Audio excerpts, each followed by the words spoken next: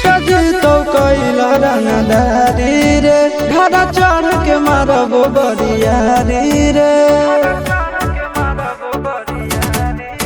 छुटा जी तो कैला रंगदारी रे घर चढ़ के मारबो बरियारी रे तोरा बाप के न तोरा दादा के चिन्हबो बेटा सब गोली मारबो तैबो गिनबो तोरा बाप के न तोरा दादा के चिन्हबो बेटा सब गोली मारबो तैबो गिनबो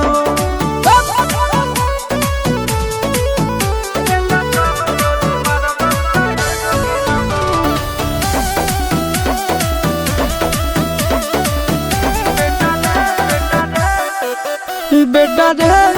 काटा से ठोक देबो चिमनी के भाटा में झोंक देबो देखबो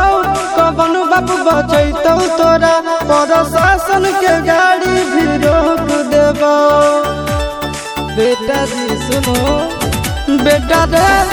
काटा से ठोक देबो चिमनी के भाटा में झोंक देबो देखबो कवन बाप बचैतौ तोरा प्रशासन के गाड़ी भी रोक देबो तोरा जैसन के हम खड़े खड़े गिनबो बेटा सब गोली मारबो तैबो गिनबो तोरा बाप के न तोरा दादा के चिन्हबो बेटा सब गोली मारबो तैबो गिनबो